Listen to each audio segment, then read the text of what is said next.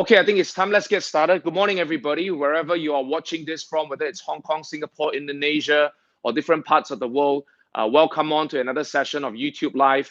Hi there from the Philippines. Hey, good morning. Okay, now today we have something really interesting. There's going to be a short exercise. So if you are, just watching this, get ready to type some of your comments and answer some questions because I'm going to be showing you guys something very interesting. And then from there, in the middle, in the early part of this video, I'm going to be asking you guys some questions. And then I'd like you to type your comments and what you feel into this video itself. So I'll show you something shortly. But before that, let me just get started on the topic for today. Okay, so this is obviously very good for if you're in sales, if you are, building small teams, if you are training people in sales. I think this topic is definitely going to be very relevant because I'm going to talk about how to instantly increase your sales standards, how to, do more sales essentially. And the key I want to focus on today is this idea, right? Which is people buy on emotions, not logic. Okay, so people, and that includes you and me, people buy things on emotions, on feelings, on how they feel about certain things, not based on logic. What do I mean by that? Let me just go into it very quickly. As usual, these are my social media links. So if you want to connect on Instagram, on Facebook, or if you've not subscribed to this YouTube channel, please go ahead and do it. And there'll be more videos coming to you every single week. Okay, so let's get straight into it. Let me start off with this, right? How many of you here have bought things that you've bought too much of, right? Like you bought too much of it, you never get to use them, or you use them once and you never use them again, and you still buy them. Let me give you some examples. Shoes, right? Makeup, clothes, makeup specifically, lipsticks, games, books, and in some years ago, and maybe some people still today, DVDs. How many of us have caps? Yes, thank you very much. Caps, that's a good one. How many of you have bought things that you tell yourself every time you buy it, you tell yourself, oh, I don't need another one. I really shouldn't buy this, but you still bought it anyway. And then you go home and then you just put it on, right? You love it. You put it on. Maybe it's a cap, maybe it's a shirt, maybe it's a dress, maybe it's a pair of shoes. You wear it that one time, two times, just so you can console yourself that you spend the right money on it. But then you never wear it again for the next, I don't know, 6 months, 9 months. So you look at your wardrobe, there are too many shoes, there are too many clothes, you have too many lipsticks, you have too many games that you never play. How many of you have done that? Backpacks, that's another good one. Exactly. Thank you. So different people are different fetish, right? So exactly. I have the same. I have too many of some of these things because I just want to buy them. Now, here's the question. Why did you do it? You shouldn't have bought so many caps, so many backpacks, so many shoes, so many lipsticks. You don't need that many. You have too much. Why do you still buy them? Let's write it down. Why do you buy them?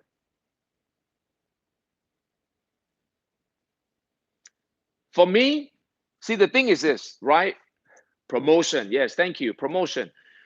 Different people, there are different reasons. Some people say, make me feel good. Yes, happy, retail therapy. Thank you all very much. The thing is this, some people buy it because it's on sale. Oh, it's on sale. And it's almost, you feel so bad, when something's on sale and you happy. When you almost feel like, oh my God, if this is on sale, you almost feel like you're doing yourself a disservice if you don't buy it. So you feel like you have to buy it, right? You feel like you just have to do it because otherwise you're losing out on this opportunity. Or maybe it's a limited edition. Maybe it's a limited edition sneaker. Maybe it's a limited edition I don't know, cap, backpack, right? Something like that. So it's a limited edition something. So you feel that, oh my God, I'm not gonna get this again. So I know I have too many, but I'll still buy it anyway. So for those reasons, I'm gonna start off this video with this very simple example. We buy things So many things that we don't need, that we know that we shouldn't have bought. Yet we go out there and we buy it again and again and again. And you know what? After this video, some of you will still continue to do it because, like I said, people buy on emotions, not logic. If it was on logic, you would have stopped buying long time ago. But because it was on emotions, that's why you just can't help yourself. You can't stop yourself and you keep going. Right. What I'm going to do now is I'm going to show you an advertisement. Okay, I'm going to show you something very interesting straight from here. It's a minute. It's only 1 minute and 30 seconds. So I'd like you guys to watch it and get ready to tell me, what do you think this advertisement is telling you, right? What is the advertisement about and what is it trying to do? Are you ready? Let's go. It's a 1 minute. What do you think this advertisement is trying to tell the customer or trying to create?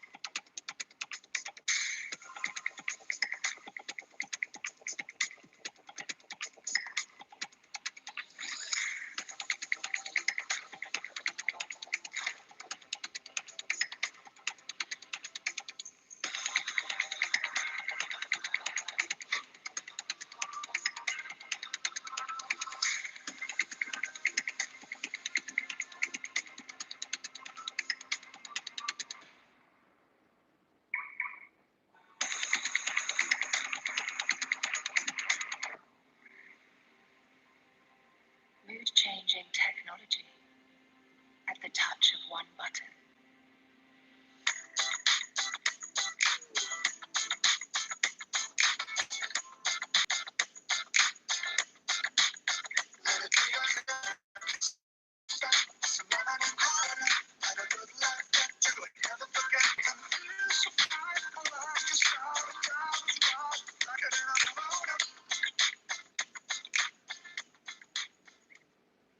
Okay.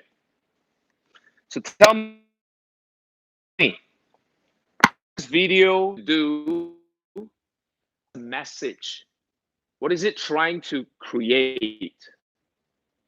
It tries to link. Thank you very much, Pimpin. Anybody else? What to create? What is this video going to tell me? I think that the message is it's very good. It's very deep. What do you guys think? I will give you a couple of minutes. Right. Let's see what you say. Feel relaxed after hard work. Yes. Thank you, Rizwan. Okay, that's good. Yes, you feel relaxed after hard work.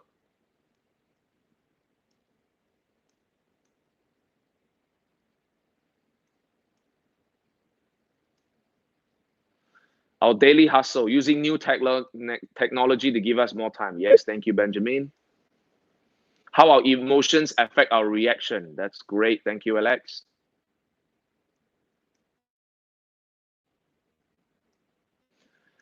Unleash your potential when you're using that product. If you use that product full, wow, that's very, very powerful. That's good. That's very good. Thank you. Thank you. Any more?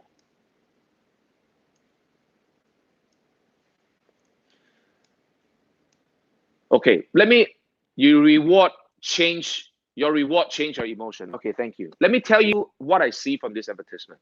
This advertisement is so powerful because it starts off with the lion. Why the lion?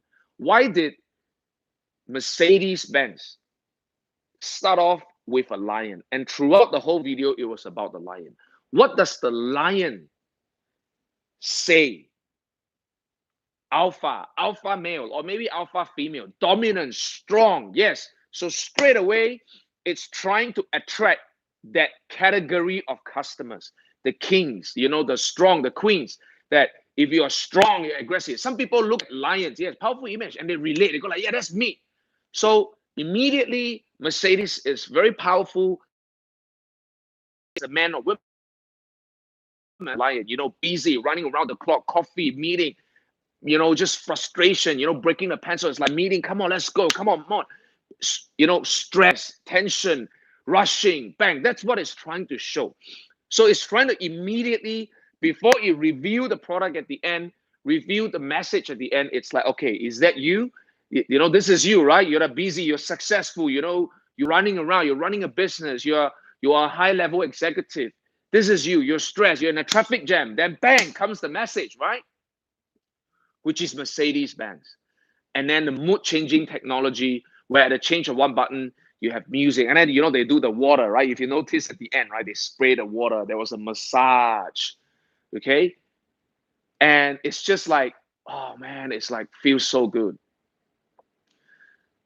So then immediately you relax. And of course, at the end, it was just a really amazing touch where it's just at home. I think the ending was also very, very powerful to show that when the person got home, he met the wife and greeted the wife in a very positive, happy way. So even though the day was very busy, frustrating, rushing, he ended the day beautiful by greeting the wife in a very beautiful way. So I thought that was powerful, right? I thought that was amazing. I think some of the connection must be having some problems. Some of you are dropped off, but that's okay. I'll continue anyway. So here's the thing, right?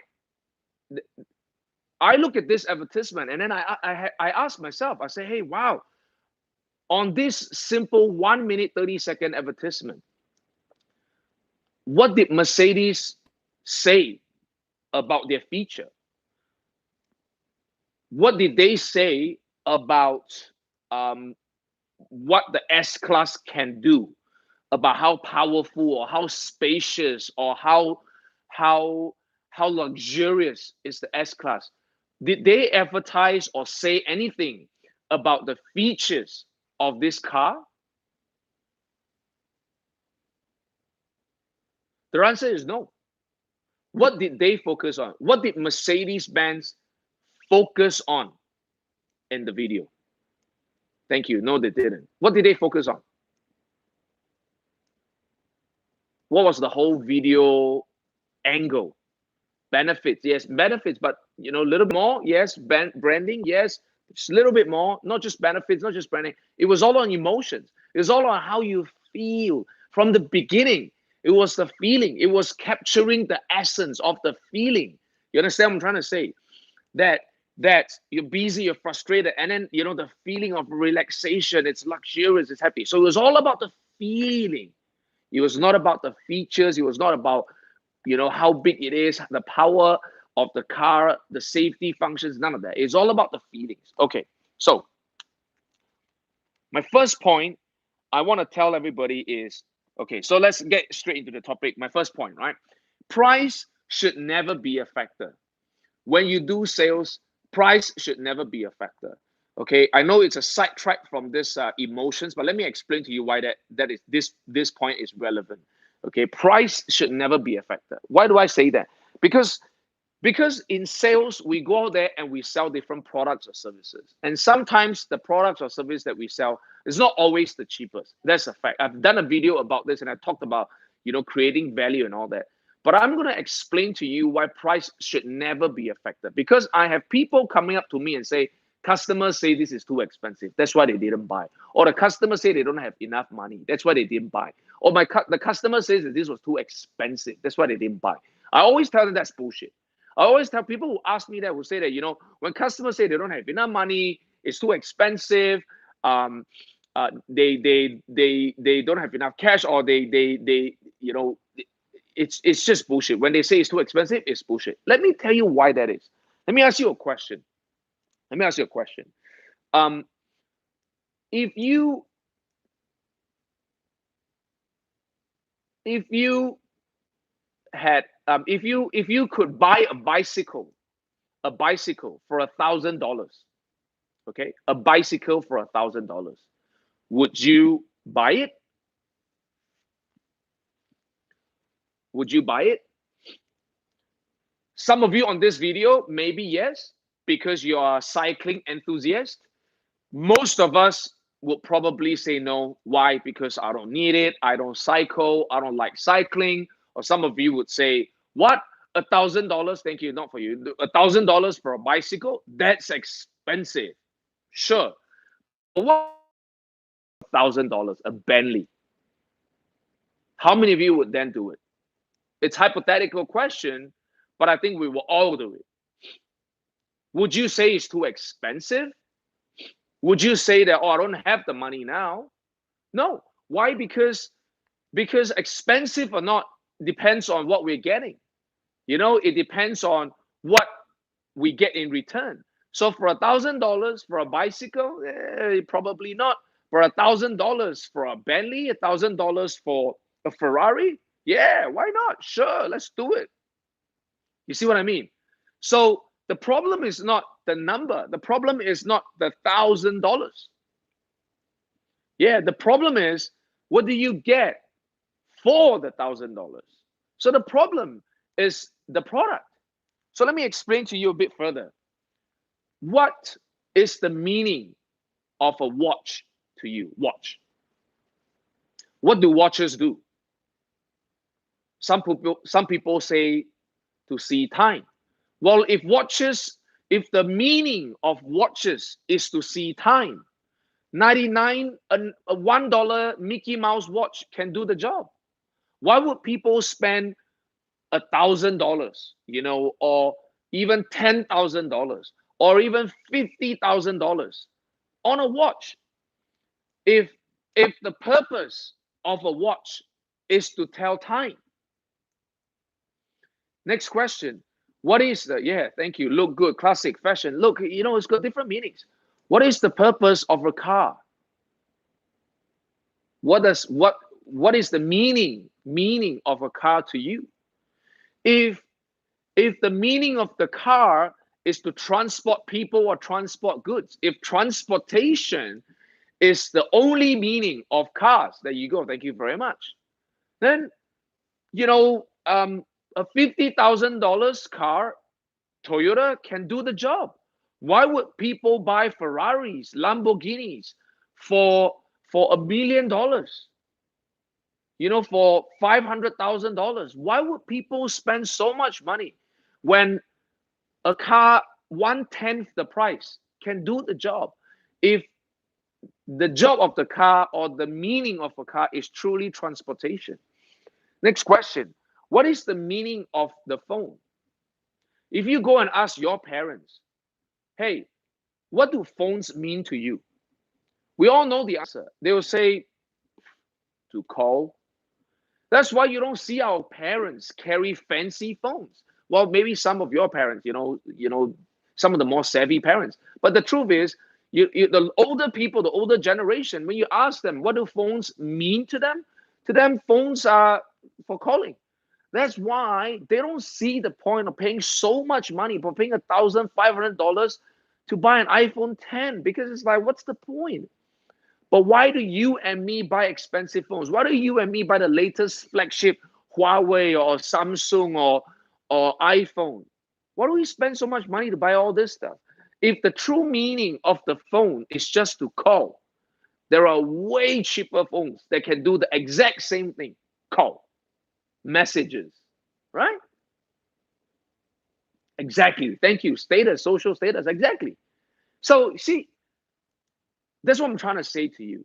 Different products have a different meaning to different people. For some people, it's just a form of transportation. For some people, it's adrenaline. For some people, phone is a form to use for calling. For some people, it's social status. For some people, it's having the latest technology. It's just cool. So what you are missing is not the money. When you go out and you try to sell something, product or service, Nokia 3310 is fine just for calling, exactly. When you go out there and you are trying to focus on the product and you are trying to explain on the price, you got it all wrong. Do not sell on price. Sell on what the product represents to the customer, or what it can represent to the customer, what it can mean. Think beyond the phone. Think beyond what the phone can do. Be creative. Because when you stick to what the phone can do, it's worth only $500, $300. But when you go beyond not just what the phone can do, but what the phone represents. When you think about what the car can do, it's just transportation. But go beyond what the car can do. Think of what the car represents. So when you sell a product, whether it's an internet service, a credit card, or whatever, right? Don't just talk to the customer about what the product can do. Think about or be creative or translate or create a meaning to what it means, what it represents to the customer. Okay, so anyways, that brings me to my next point, which is what does the product do or represent? What does the product do or represent? Okay, that is so important. Oh, that is so important. So, for example, let's just say, let's say for some reason, right? We've got an illness, and now we are blind. We cannot see. As an example, right? You're blind. You got an illness. You're blind. You cannot see. Now, somebody you met a doctor, and the doctor say, "I have a cure for this blindness." Okay, it's a magic pill. It will cost $100,000 US dollars, 100,000 US dollars. You eat this pill, it will cure blindness. Let's just say, all right, for example, let's just say there is such a thing. How many of you have $100,000 sitting there in the bank right now? Now, I don't know, some of you may have, but a lot of people don't. So what are you gonna do? So if you are sick and you suddenly became blind, and you had a doctor who said that he has or she has a cure, a magic pill that will cure blindness, and it will cost $100,000. Let's just say that there's such a thing. What will you do? What will you do?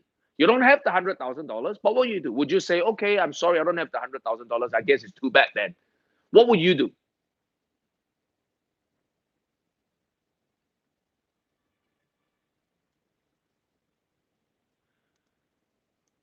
We'll do whatever it takes. Yes, anything. Thank you. We'll do whatever it takes, right? We'll do whatever it takes to get the $100,000. Yeah, loan. Somebody go borrow money. Find a way to earn that. Work another job. Work this. Work that. Borrow. Get from your parents. Get from your relatives.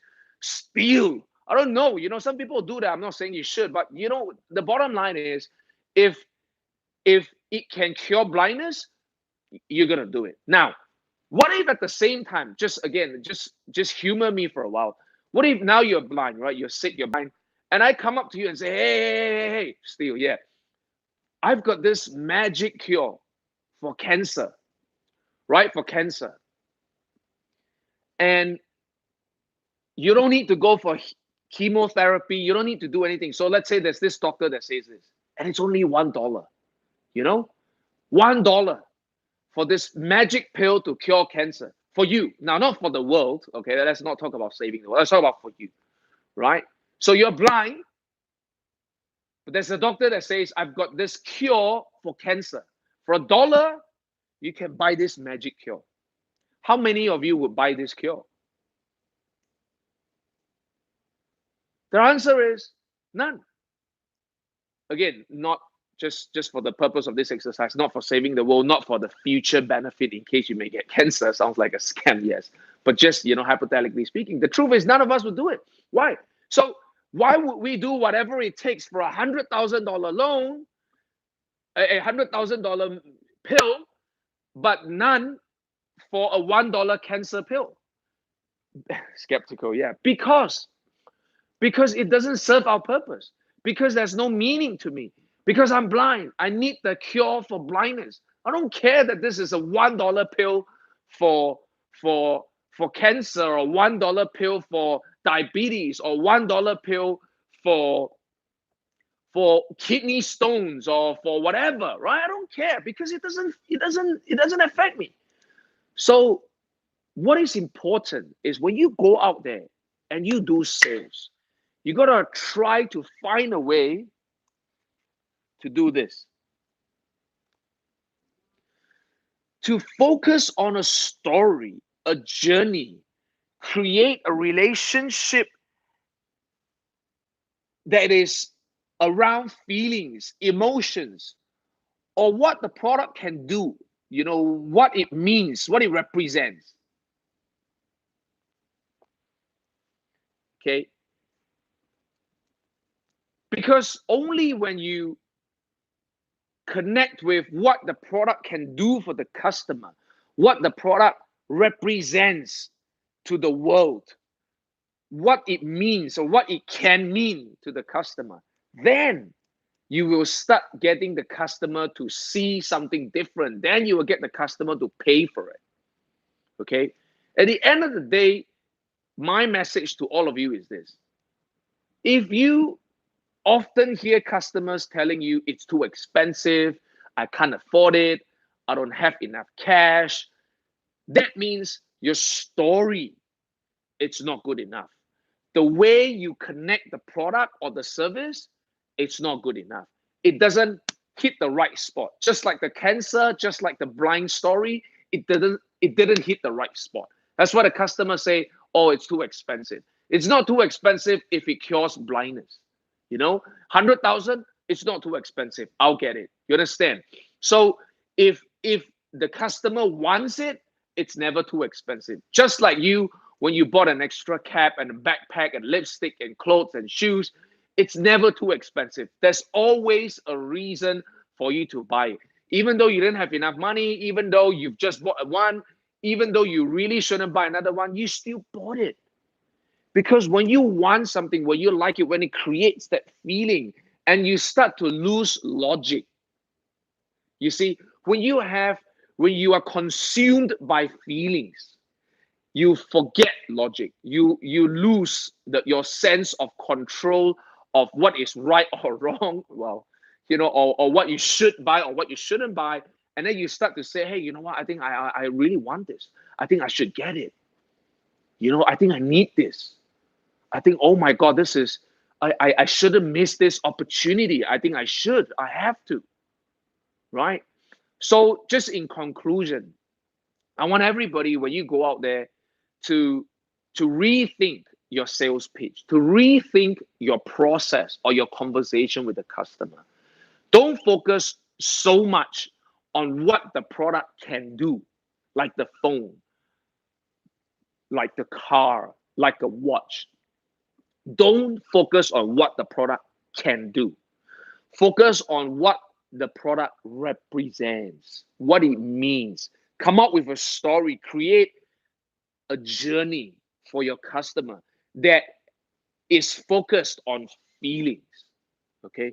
And feelings, there are many feelings. Feelings of generosity, feelings of social status, feeling of high class, feeling of fear that they will miss out on a limited edition stuff or on a special deal, on an amazing promotion, feeling of everybody is everybody is done it, and if I don't do it, I could be the last one. I could be missing out, or I'm so slow, I'm too slow, I'm behind the trend.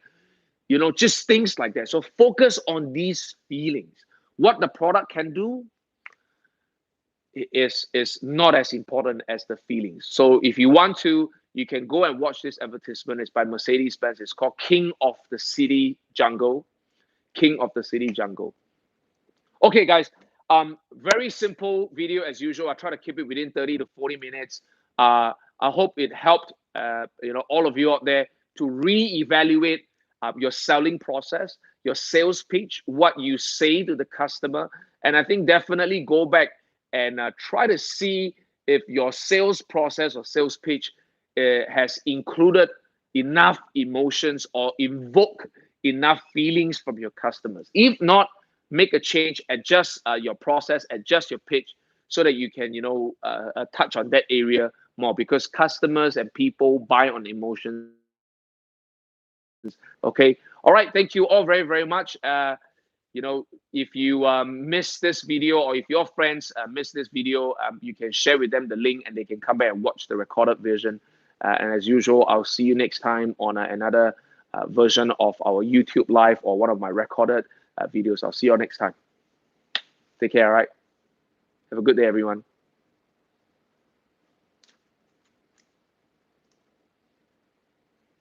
Thank you. Yeah, say hi to Jia. Thank you. Bye, Cheryl. Thank you. Bye, Kairu. Kobu. Kenneth, bye. Thank you. Take care, Brendan. Take care, Maki.